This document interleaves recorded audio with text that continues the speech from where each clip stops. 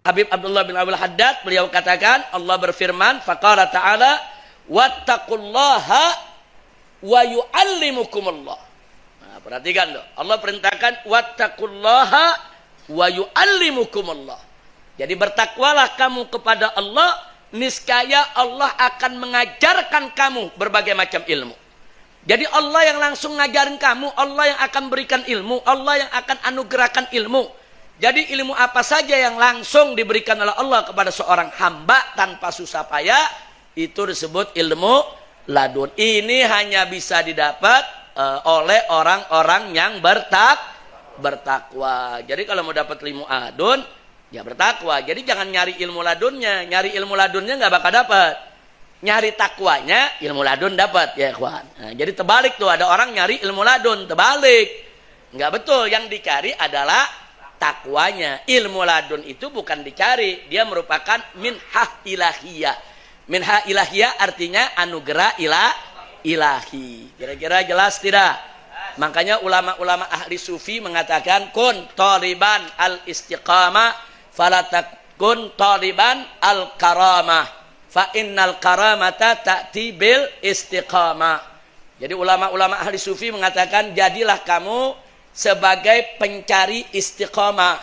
Jangan kamu menjadi pencari karamah. Nah, jadi jangan karamah yang dicari istiqamah. Kenapa?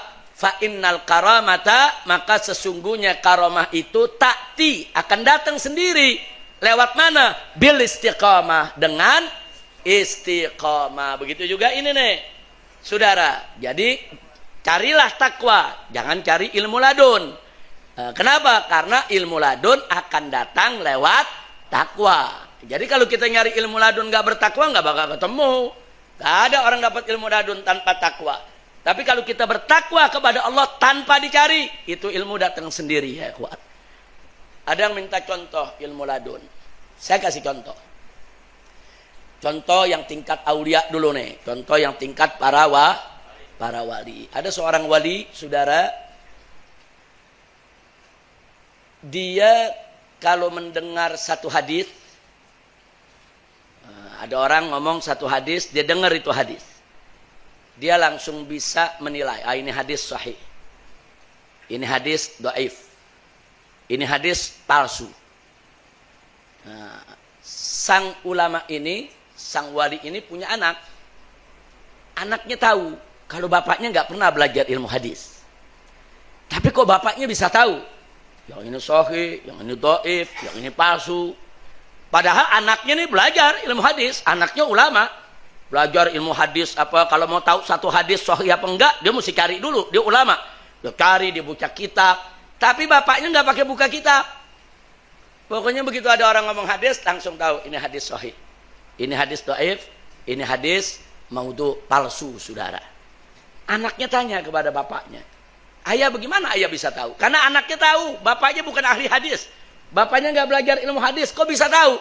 Anaknya yang belajar puluhan tahun nggak begitu, saudara. Nah, bapaknya nggak mau unjukin. Nah, biasa aulia tuh kalau punya karomah bukan buat diunjuk-unjukin, bukan buat pamer. Jadi kalau ada yang pamer-pamer karomah perlu dicurigai tuh. Nah, nggak ada wali pamer-pamer karomah, nggak ada, saudara. Nah, bapaknya dia ditanya nggak mau jawab, kata bapaknya jangan, itu rahasia, nggak boleh. Nah, ketika ayahnya sakit menjelang ajal, nah baru si anak nanya lagi, pengen tahu rahasianya. Baru si bapaknya sampaikan. Kata sang ayah kepada si anak, wahai anakku, bertakwalah kamu kepada Allah. Kalau kau bertakwa, taat kepada Allah dengan ikhlas dan ridho, nanti Allah yang kasih tahu. Allah yang kasih tahu sendiri tanpa kau pelajari mana yang sahih, mana yang dhaif. Terus anak tanya, lalu bapak tahunya bagaimana? Kata ayahnya, kalau ada orang bicara hadis yang sahih, saya melihat dengan mata saya keluar cahaya dari mulutnya. Nah, kalau keluar cahaya terang dari mulutnya, hadis sahih. Karena ini hadis bukan sembarangan ucapan, ini ucapan Nabi Muhammad Sallallahu Alaihi Wasallam, saudara. Tapi kalau terangnya agak redup, saya tahu ini hadis dhaif. Tapi kalau gelap, nggak ada cahaya sama sekali, ini palsu, bukan ucapan Nabi Subhanallah.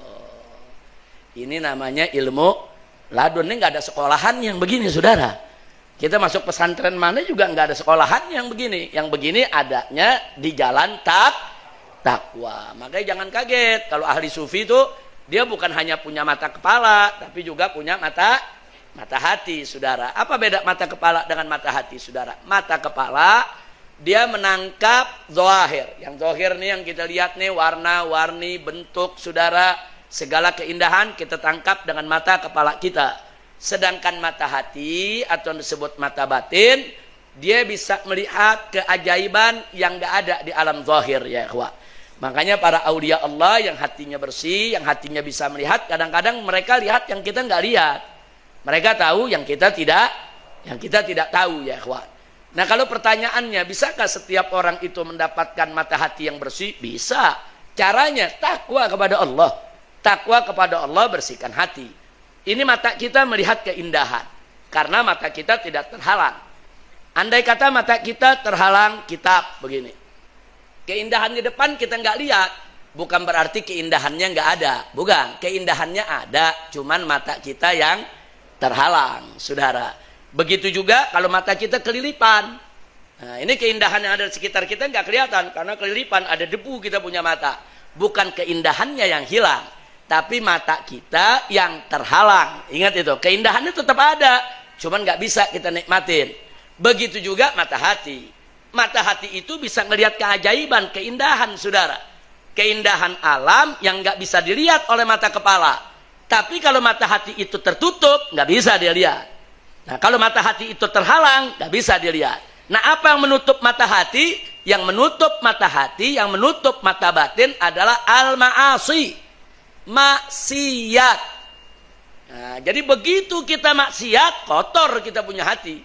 Begitu kotor kita punya hati, nggak bisa kita ngelihat, ya ikhwah.